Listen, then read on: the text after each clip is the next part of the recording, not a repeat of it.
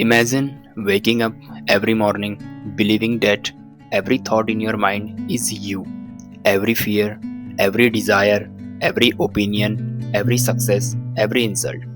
What if I told you almost all of them are coming from something you have mistaken for yourself?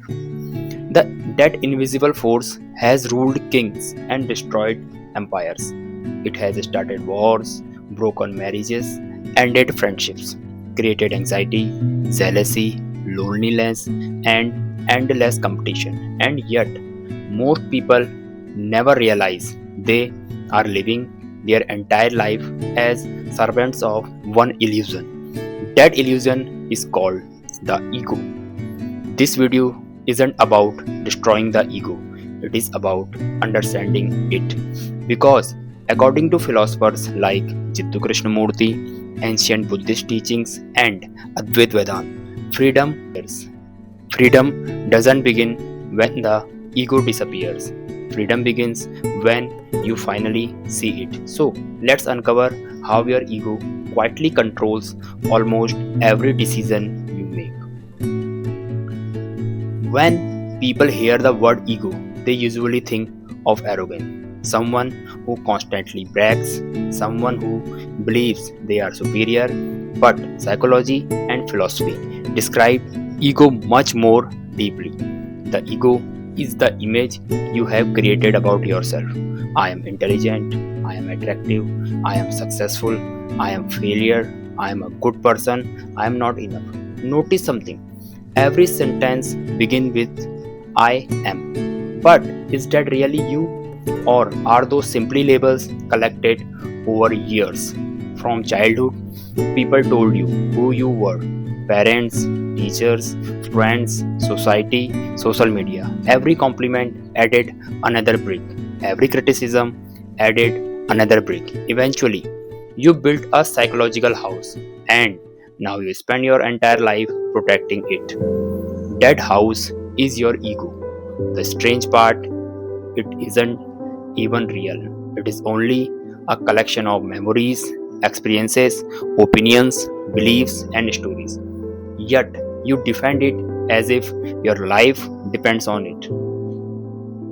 The ego has only one mission: to survive, not physically, but psychologically. It constantly asks questions like: do people respect me? Am I better than others? What do people think of me? Did someone ignore my message? Why wasn't I appreciated? Why did they choose someone else? Notice something. The ego never lives in reality, it lives in comparison. Comparison is its oxygen.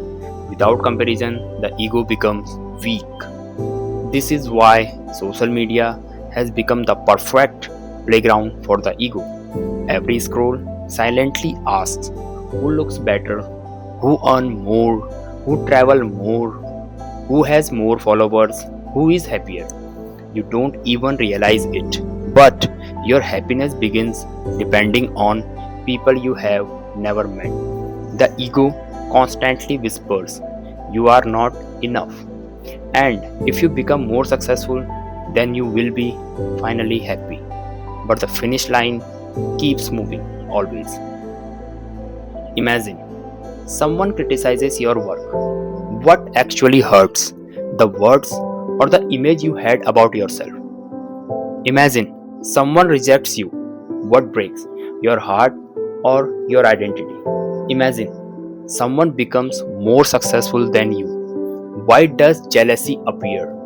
Because the ego measures worth through comparison. Every emotional pain follows a simple pattern. Reality happens. The ego interprets it, then suffering begins. Example: reality: your friend forgot your birthday. Ego says they don't care about me. Reality: someone disagrees with your opinion. Ego says they are attacking me. You failed an exam. Ego says I am a failure. Notice, facts don't hurt, stories hurt. The ego is a storyteller.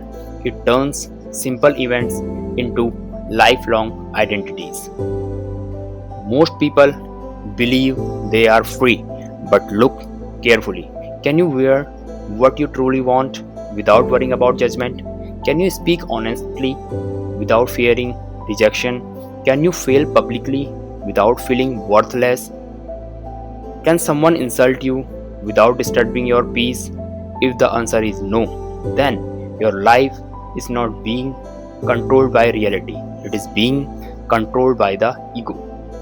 The ego creates an imaginary audience. It makes you believe everyone is constantly watching and judging you. This is why people stay in toxic relationships, choose careers they hate, hide their real personalities, pretend to be successful, buy things they don't need just to protect an image.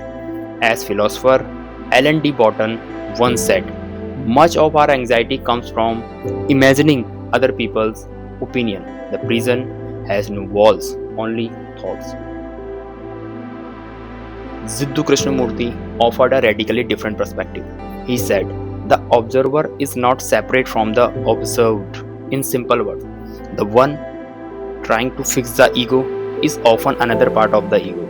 Think about it. I want to become spiritually advanced.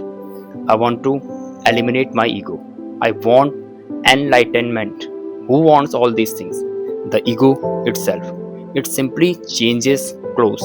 Sometimes it wears the marks of success. Sometimes humility, sometimes spirituality. This is why fighting the ego often strengthens it. Krishnamurti suggested something astonishing. Don't fight it. Observe it without judgment. Without trying to change it, just watch. Watch comparison, watch fear, watch jealousy, watch pride, watch ambition. The moment you observe them without becoming them, something extraordinary happens. Awareness appears and awareness begins dissolving unconscious patterns.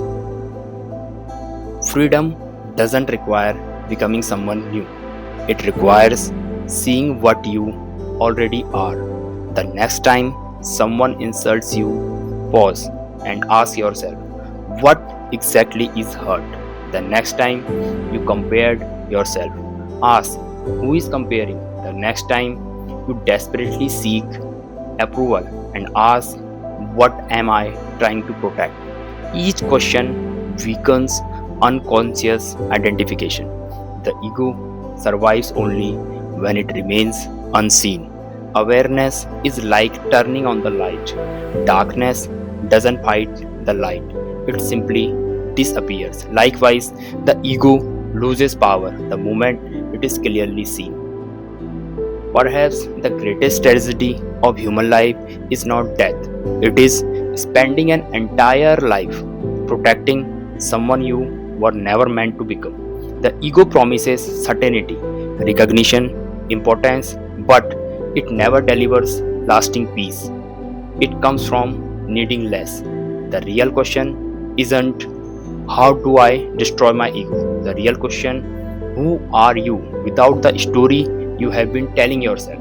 Sit with it question not for a minute, not for an hour, but for a lifetime because the answer may change everything. If this video made you question something you have always taken for granted, subscribe to the Wisdom Project. Every week, we explore philosophy, psychology, and timeless wisdom that helps you understand not just the world but yourself. Because the greatest journey isn't across continents, it is into your own mind.